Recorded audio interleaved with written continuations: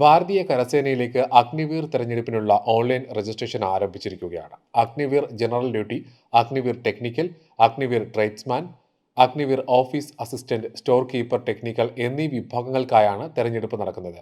Online registration March 21-ന് അവസാനിക്കും. തിരുവനന്തപുരം, കൊല്ലം, പത്തനംതിട്ട, ആലപ്പുഴ, കോട്ടയം, ഇടുക്കി, എറണാകുളം എന്നീ 7 തെക്കൻ ജില്ലകളിലെ പുരുഷ ഉദ്യോഗാർത്ഥികൾക്ക് അപേക്ഷിക്കാം.